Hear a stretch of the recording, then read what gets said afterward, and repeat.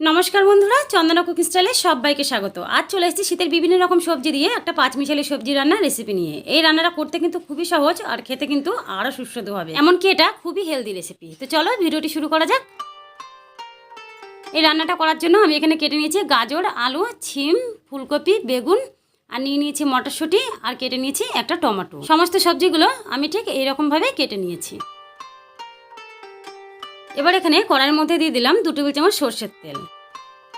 এখন তেলটা একটু ভালো করে গরম হয়ে গেলে এর মধ্যে দিয়ে দেবো কেটে রাখা ফুলকপিগুলো আগে একটু ভেজে নিলে রান্নার পরে ফুলকপিটা যখন মুখে পড়ে তখন কিন্তু খেতে খুবই ভালো লাগে, তাই ফুলকপিটা আগে একটু ভেজে নিচ্ছি। এখন ফুলকপিটা ভাজার সময় দিয়ে দিচ্ছি সামান্য একটু লবণ আর হলুদ। এতে করে ফুলকপির ভেতরে লবণটাও ভালো করে ঢুকে যাবে আর কালারটাও ভালো আসবে। এখন লবণ আর হলুদটা দিয়ে ফুলকপিটা ভেজে নিচ্ছি। দেখো ফুলকপিটা ঠিক এরকমভাবে ভেজে নিয়েছি, এবার তুলে নিচ্ছি।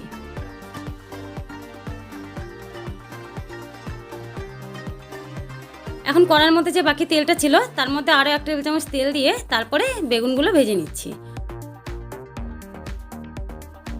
বেগুনটাও ঠিক এরকমভাবে ভাজা হয়ে গেলে এবার তুলে নিচ্ছি। এখন কড়াইয়ের মধ্যে দিয়ে দিচ্ছি আরও 2 টেবিল চামচ সরষের তেল আর দিচ্ছি 3 টুকরো শুকনো লঙ্কা আর একটা তেজপাতা। এখন দিচ্ছি 1/2 চামচ পাঁচফোড়ন। এখন ফোড়নটা একটু ভাজা হয়ে গেলে এর মধ্যে দিয়ে দিচ্ছি কেটে রাখা আলু। এখন আলুগুলোকে 1 মিনিট মতো ভেজে নিচ্ছি।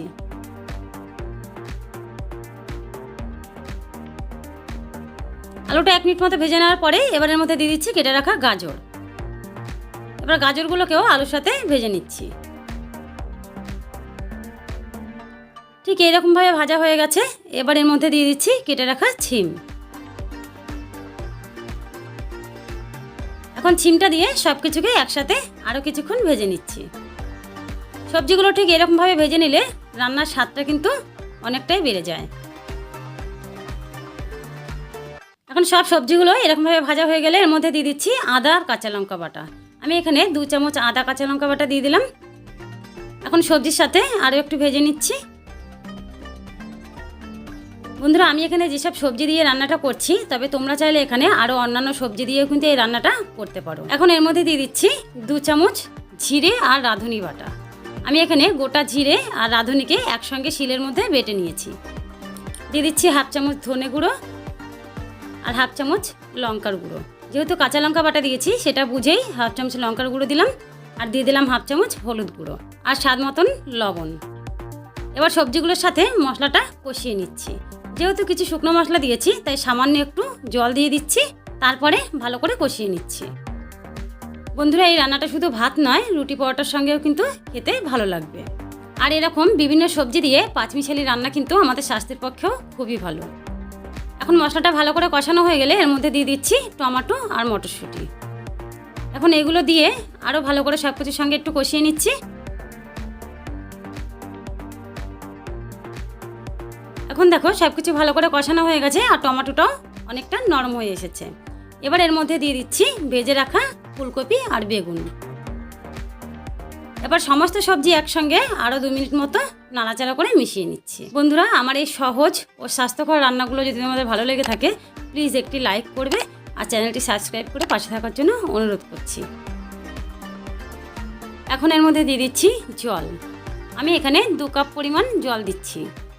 এখানে জলটা একটু বেশিই দিচ্ছি যাতে করে সবজিগুলো খুব ভালো করে সেদ্ধ হয়ে যায়। এখন জলটা দিয়ে এরকমভাবে মিশিয়ে নিচ্ছি।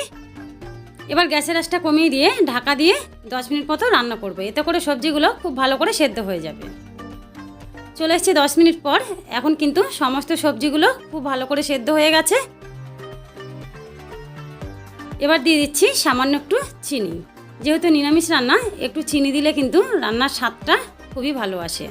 এখন এইভাবে আরও কিছুক্ষণ রান্না করব। যেহেতু এই রান্নাটা আমি ঝোল করব না, একটু মাখো মাখো রান্না করব, তাই ঝোলটা যেন আরও একটু শুকিয়ে যায় সেইভাবে কিছুক্ষণ রান্না করছি। কিছুক্ষণ রান্না করার পরে এখন ওপর থেকে দিয়ে দিচ্ছি ধনেপাতা কুচি। এখন কিন্তু আমাদের পাঁচমিশালি সবজি রান্না একেবারে তৈরি হয়ে গেছে। এই রান্নাটা শুধু ভাত নয়, রুটি পরোটা এমনকি শুধু সবজিও খেতে খুবই ভালো লাগবে। তো বন্ধুরা, আজকের ভিডিওটি কেমন লাগলো অবশ্যই কমেন্ট করে জানাবে। আবারও দেখা হচ্ছে অন্য কোনো রেসিপির সাথে। আজকের মতন এই পর্যন্তই। ধন্যবাদ।